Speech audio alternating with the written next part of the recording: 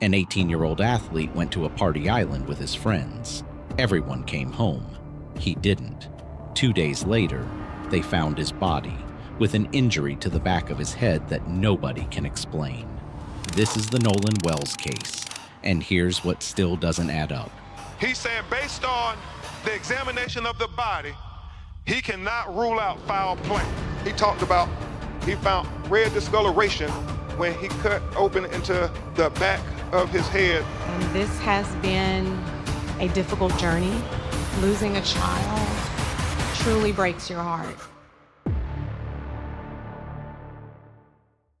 July 4th, 2026, Independence Day.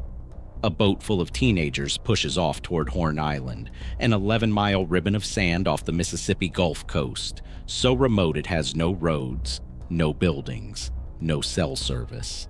The only way in or out is by boat, and on that boat is an 18-year-old named Nolan Xavier Wells.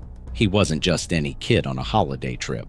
Nolan was a college football player, described by his own father as an elite athlete.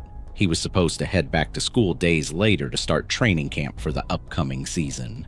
This trip was meant to be one last celebration before real life took over again. Instead, it became the reason his name is now attached to one of the most talked about unsolved cases in the country. Nolan Wells disappeared on the 4th of July from the island he was visiting with his high school friends. His friends made it back to the mainland that day. He didn't. Sit with that for a second. A full boat leaves an island. It comes back with one empty seat.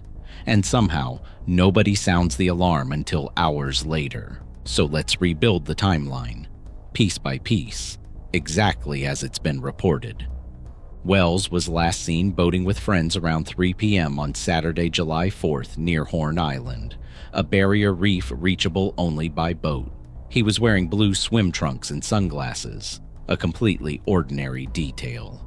The kind of detail that only becomes haunting in hindsight. Somewhere around that hour, the group's plan changed.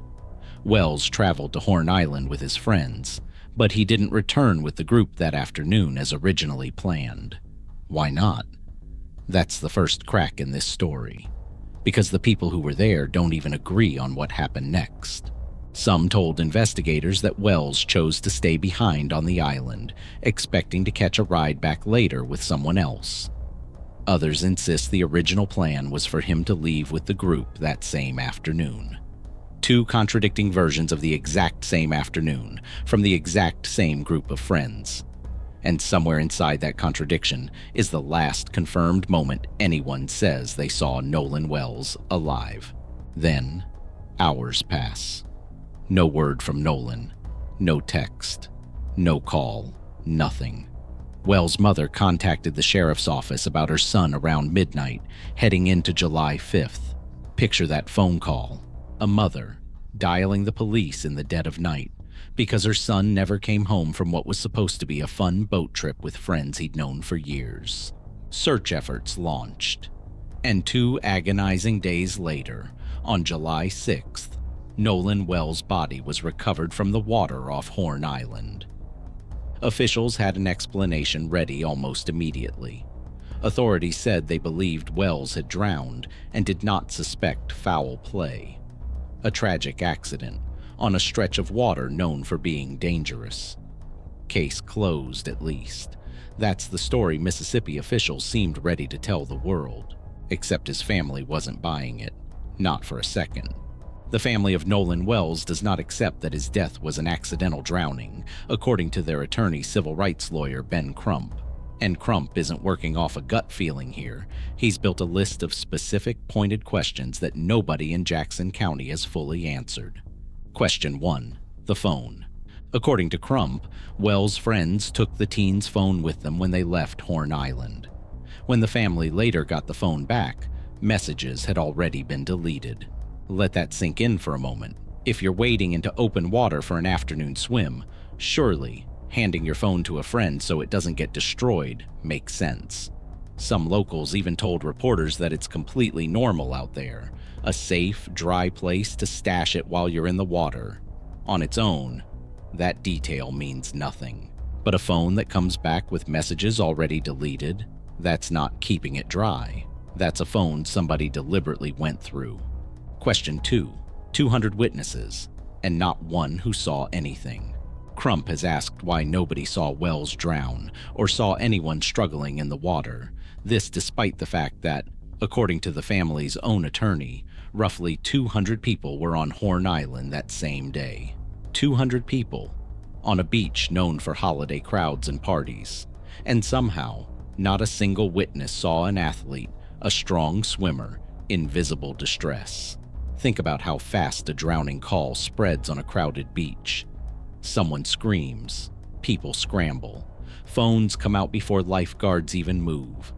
200 witnesses in complete silence is either an extraordinary coincidence, or it means whatever actually happened to Nolan Wells didn't happen the way everyone initially assumed. Question 3. And this is the detail that changed the entire tone of this case. An independent autopsy, commissioned by the Wells family, identified a significant injury to the back of Wells' head. Read that again. Slowly. Not a scrape.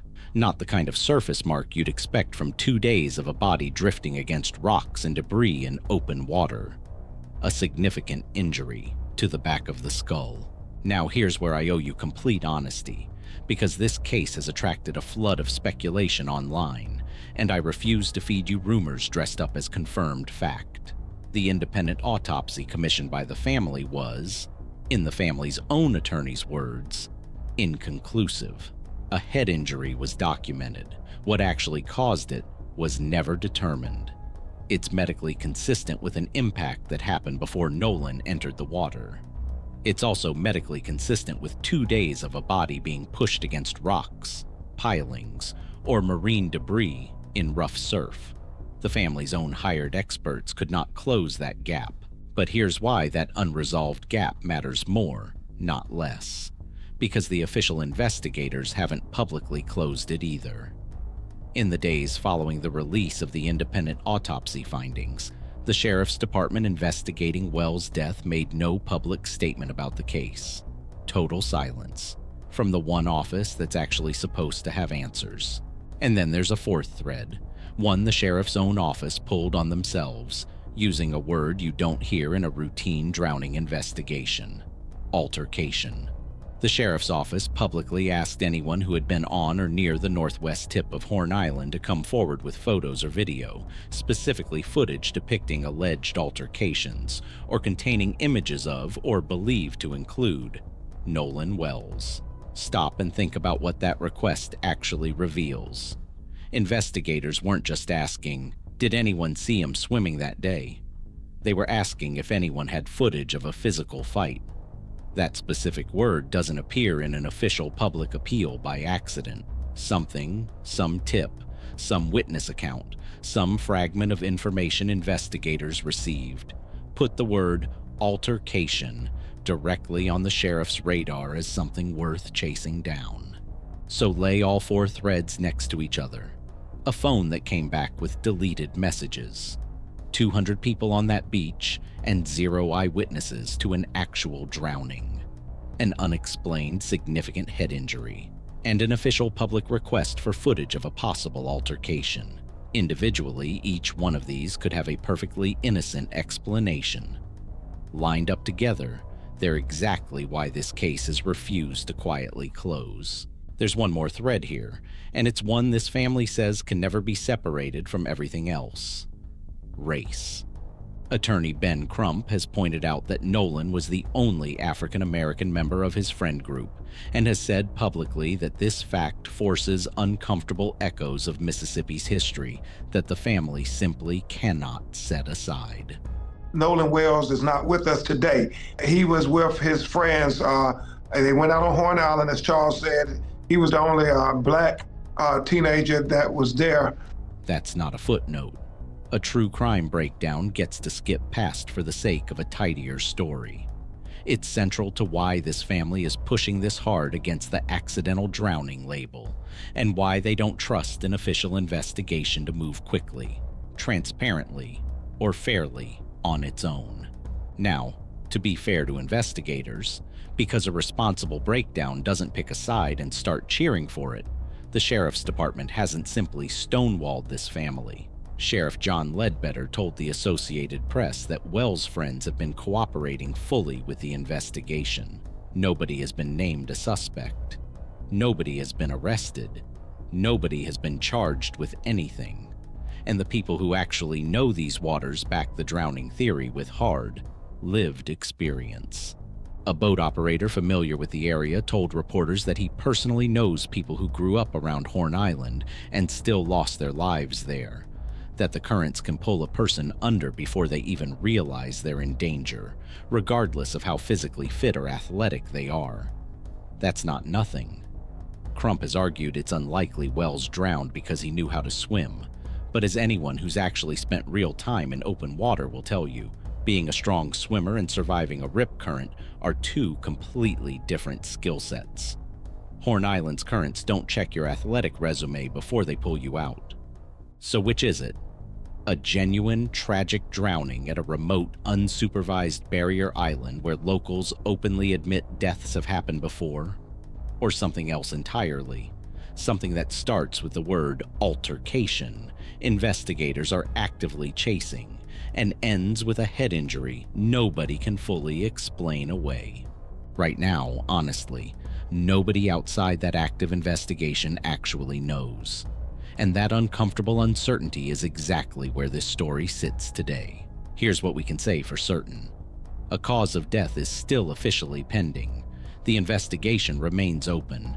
The independent findings the family paid for out of their own pocket didn't hand them the clean, satisfying answer they were hoping for, but they gave them just enough to keep pushing, publicly, loudly, and without a shred of apology. And that, really, is what broke the silence in this case. Not a confession, not a smoking gun. It was a grieving family who refused to accept the very first explanation they were handed, who hired their own experts, and who forced a second look at a case officials seemed ready to close within days of finding a body. The family is now hoping that witnesses among the roughly 200 people who were on that island that day will finally come forward to help fill in the blanks about what happened in the moments before Nolan Wells entered the water. Somewhere among those 200 people is someone who knows something they haven't said out loud yet. Maybe it's nothing. Maybe it changes everything. But until that person finally comes forward, or until officials release a confirmed final cause of death, the case of Nolan Wells stays exactly where his family has fought to keep it: open, unresolved, and impossible to look away from. If there's any movement in this case, an official cause of death, a new witness statement, any real update from the sheriff's department, I will be covering it the moment it happens. Because right now, a family is still waiting for a real answer, and they don't have one yet. This has been a difficult journey. Losing a child truly breaks your heart. It is a pain that is just, you can't measure it. Every day I wake up, it's a new challenge. Knowing that a part of me I will never talk to, I will never hold, I will never play around with or get mad at, it's not here anymore.